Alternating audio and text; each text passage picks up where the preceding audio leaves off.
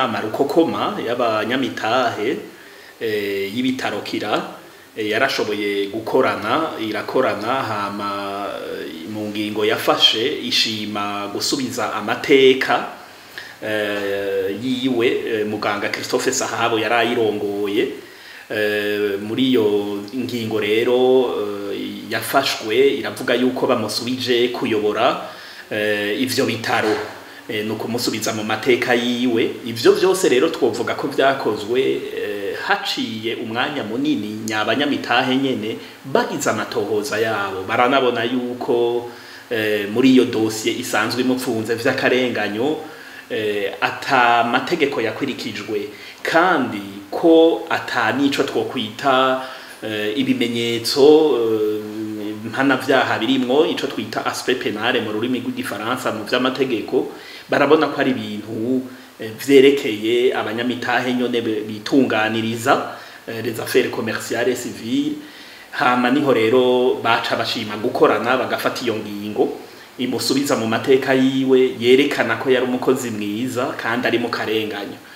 Rero mu nkirikizi z'amategeko ico twovuga n'igiki nuko vyose vyabaye neza hisunzwe amategeko cane cane ico twokwita code de société privée et à participation publique.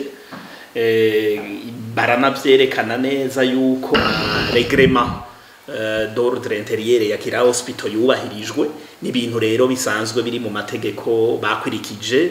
Hariho abashoboye gukurikirana iyo nama ariho bari ico twita réunion présentielle ariho bari, abandi nabo barabikurikirana ku vyo twokwita video conference. Musanzwe mubizi ko ubu vyemewe kanayo mategeko aravyemera, abandi nabo baratanga ico twokwita procuration. Rero novuga ko mu nkurikizi vyagenze neza. Ikindi naco c'inkurikizi nuko mu cegeranyo c'iyo nama bashoboye gufata co twita procès verbal vyashoboye gukenguzwa ico twita antérinement n'umunotere umwanditsi mukuru asanzwe akora uwo mwuga aravyemeza. Rero muri ivyo vyose twovuga nuko n'abanyamitahe bari bakwiye ku rugero rugera ku 62 bigana ku 64 kwijana. Hama kandi yo uwo munotere abiteye kw'igikuma kabikenguza nuko bica bigira inguvu ntabanduka nyinshi kandi vyerekana ko abo bose babigiyemwo bakavyemeza. Eka n'uwo munotere bose baba bafise ico no kwita kwangaja responsabilité yabo, baba vyerekana ko ari ibintu ntasubirwamwo ntabanduka. Rero nico kiza cerekana nuko co twita la valeur juridique yiyo procès verbal yico cegeranyo iza ibigaragaza neza yuko bihawe inguvu kandi bibaye ntabanduka.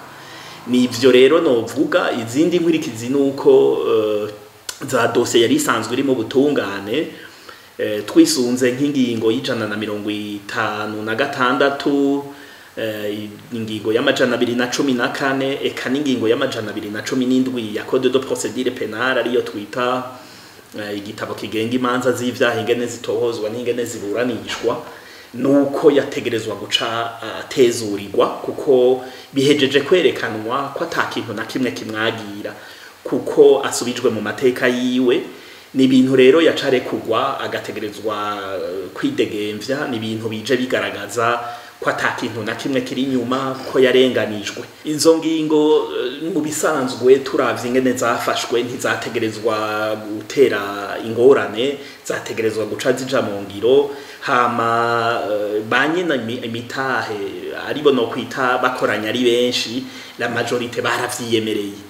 Rero naho bitoja mu ngiro kwa kuboko kwahora kurimwe abantu bari mu rwego nshingwa ntwara arigo twita pouvoir exécutif bari nyuma y'iyo dossier mu ntumbero yo gusahura urukomba amazi abanyamitahe cane cane société bita Swiss Med International Limited bizogabanuka. Naho bodadaza amasentare mpuzamakungu arashobora kwitugwa iyo y'ubutungane usanga bwubahirizwa kandi vyose n'umwanya umucamanza mukuru twama tubivuga n'umwanya. Vyose rero bizogenda neza naho bodadaza, abo badadaza baba bari hejuru musanzwe mubizi ko bishizeho binyuranywe n'amategeko badafise ico bita korumuroki binyuranywe n'amategeko agenga code de société privée à participation publique cane cane mu ngingo z'amajana 359 amajana 351 n'amajana 355 zibivuga yuko iyo bafashe ingingo bategerezwa kubikora hari abanyamitahe nita majoritaire kizigenza baba babifise ko kandi mu gihe bo bikora uko ingingo zose bafata ziba impfagusa.